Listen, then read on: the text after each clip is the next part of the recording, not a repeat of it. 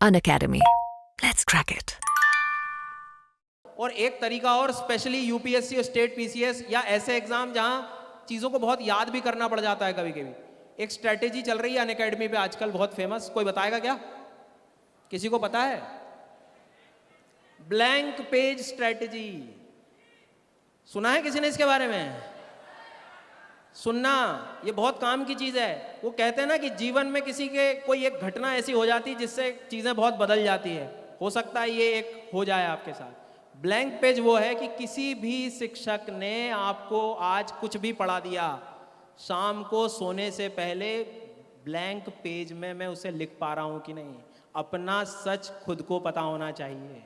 समझ आई मेरी बात? तो ये कोशिश करें कि कुछ भी पढ़ाया हो सर ने, मुझे ब्लैंक पेज पे एक बार लिख के देख लेना है। वो डर एक बार हट गया, क्योंकि आप देखना कई बार मन कहता है अरे यार सर ने इतना पढ़ाया, 2 घंटे में क्लास में बैठा, लिख भी पाऊंगा कि नहीं? लिख ही नहीं रहे, प्रयास ही नहीं कर रहे हैं। मेहनत तो है, मैं बैठा हूँ 2 घंटे बैठा हूँ मैं, पर तरीका गलत है। आप एक बार ब्लैंक पेज पे लिखने की कोशिश करो, वो जो हिम्मत मिलेगी ना आपको वहां से कि भाई साहब 2 घंटा पूरा मुझे याद है, उसकी तो बात ही कुछ अलग होगी। तो इस बात को ध्यान रखें, जब भी आप नोट्स बनाएं थोड़ा सा जो है इस तरह से ध्यान रखें कि मुझे रिवीजन करना है। तो रिवीजन आप ब्लैंक पेज पे करें सर, मेरे हिसाब से। सर ने जो कही बात, उसमें एक बड़ी चीज मैं जोड़ना चाहूंगा। जैसे कराटे या कोई भी चीज जब सीखते तो उसमें कहा जाता है कि सामने वाले की 100 करतबों से मुझे डर नहीं है, मुझे डर है उसकी उस एक करतब से जिसे उसने 100 बार किया होगा। कई बार विद्यार्थी रिसोर्स इतने जमा कर लेते हैं कि वह दोहरा नहीं पाते। कोई भी एग्जाम दीजिए आप, कोई भी, मैं आपको एक दावा करता हूं, आपके कमरे में जितना मटेरियल इस समय पड़ा है, इस समय अगर वो सारा आपको याद है ना, तो किसी एग्जामिनर की औकात नहीं कि आपको फेल करके दिखा दे। बिल्कुल सर। तो ज्यादा जरूरी है दोहराओ। जितना ज्यादा रिपीटेशन करोगे, जितना दोहराओगे, और इस बार का जैसे यूपीएससी ने बदलाव किया, सबसे ज्यादा सख्त जरूरत है दोहराव की। जितना रिपीट होगा उतना दिमाग और भी बेटर होगा। और एक अंतिम रूप में टाइम मैनेजमेंट पर हम चर्चा कर लेंगे, और फिर आप लोगों का जो हमने समय लिया, मुझे उम्मीद है कि वो चीजें जो आप हमें दे रहे हैं उतनी चीजें आप तक पहुंच पाए। एक अंतिम रूप में सर मैं आपसे जानना चाहूंगा, टाइम मैनेजमेंट पर आप क्या चाहेंगे कि विद्यार्थी किस तरीके से आगे बढ़े? सर मुझे ऐसा लगता है कि टाइम मैनेजमेंट इस एग्जाम से रिलेटेड तो नहीं, मतलब जीवन में हर जगह काम आ रहा है। बिल्कुल सर। आज मैं पढ़ाने भी बैठ रहा हूँ, सुबह उठने के बाद मेरा दिन मुझे क्लियर नहीं है ना, मैं कह रहा हूँ वो दिन ऐसे निकल जाएगा। फिर हम कहाँ ढूंढते हैं? फिर हम मोटिवेशन ढूंढते हैं कि कोई आएगा और मुझे मोटिवेट करके चला जाएगा, यही होगा। पर हम भूल जाते हैं कि सुबह उठने के बाद, आप कभी भी उठ रहे हो सकता है किसी का सोने का टाइम, मतलब रात में पढ़ने की स्थिति, नाइट आउल जिनको हम कहते हैं। बिल्कुल सर। कई बार हमारी भी आदत रही कि रात रात भर बैठ, पर जब भी करो आप एक थ्योरी अपना लो कि मेरा अगला 1 घंटा कैसे होगा, सही होना चाहिए, बस वो प्लान होना चाहिए। यार जिला संभालने वाले हो आप, आगे जाके एक अच्छी पोस्ट पे जाने वाले हो, आपके सिग्नेचर से चीज़ें बदलने वाली हैं, आप अपने टाइम मैनेज नहीं कर पा रहे हो। सबकी परवरिश अलग हुई है, सबकी मानसिक स्थिति अलग है। अपने आप को समझो और चीज़ों को थोड़ा सा टाइम मैनेज करना सीखो। कोई नहीं आके बताने वाला, मुझे आपकी स्थिति नहीं पता कि आप कितने घंटे पढ़ सकते हो, सबकी एफिशिएंसी अलग अलग है। कोई 2 घंटे में चीज़ें पढ़ पा रहा है तो कोई आधे घंटे में साफ कर जा रहा है। आपको समझना होगा, और बस आप एक सीधा काम रखो कि अगला 1 घंटा मेरा सबसे बेहतर हो। मत करो दिन भर का खूब ज़्यादा बड़ा प्लान, 1-1 घंटा भी संभालोगे तो कर जाओगे। आपको पहचानना होगा कि आपके लिए कौन सी काम की चीज़ का, मतलब आप कोई भी परीक्षा की तैयारी कर लो, सच है ये टाइम मैनेजमेंट। तो उम्मीद कर रहा हूं मैं कि कुछ हम लोग सिखा पाए सर, और अंतिम कुछ बताएंगे टाइम मैनेजमेंट के बारे में। बिल्कुल सर, मैं पटना आया और हिंदी माध्यम के विद्यार्थियों का टाइम मैनेजमेंट इसलिए ज्यादा जरूरी है सर, बिल्कुल, क्योंकि ये मेरा लाल केवल और केवल विषय पढ़ के नहीं आया है, इसे अपनी जिंदगी की भावनात्मक संबंधों को भी तो नियंत्रित करना है। बिल्कुल ये अपलोड करना है, अभी बहुत सारी चीजें। इसे पड़ोसी से भी बात करनी है कि तुम्हारा होगा कि नहीं होगा, उसे भी जवाब देना है। सही इसे बात। थोड़ा सा रील्स और इंस्टाग्राम के बगैर नींद नहीं आती सर।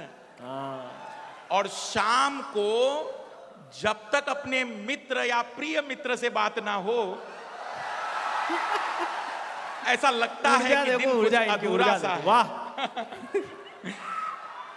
बस तो मैं ये चाहूंगा कि आप लोग ऐसा सोचिए नहीं कि आप इन सभी चीजों से मुक्ति पा लेंगे, क्योंकि जिस समाज में हम रहते हैं वहां पर हमें इन सवालों से गुजरना है।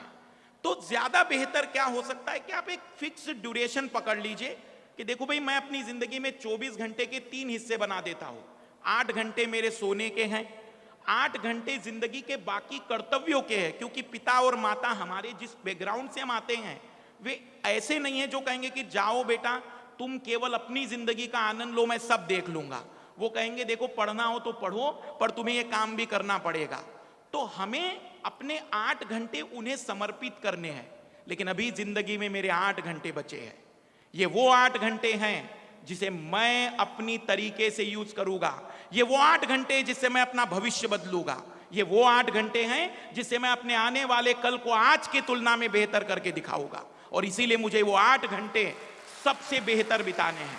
उसमें आपको तय करना है कि कितने घंटे, 2 घंटे आप क्या पढ़ सकते हैं, 2 घंटे आप कौन सा विषय पढ़ सकते हैं, करंट अफेयर कितना पढ़ सकते हैं, आप उन 8 घंटों को कितना बेहतर कर रहे हैं, यही आपका आने वाला कल तय करने वाला है।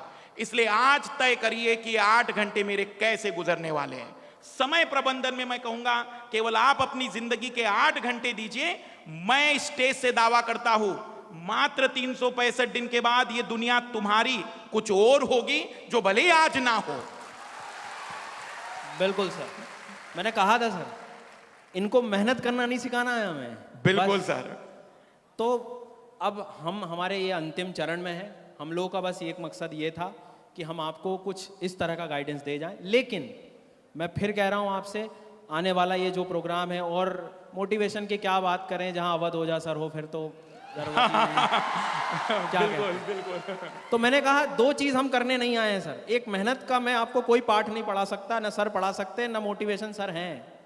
हम सिर्फ रास्ता दिखाने आए थे आपको एक।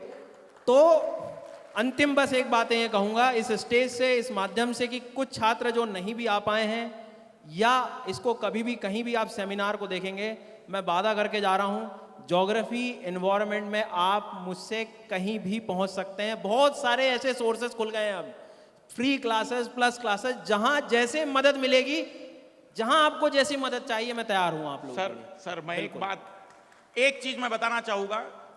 सर का मैंने मैपिंग का क्लास देखा था।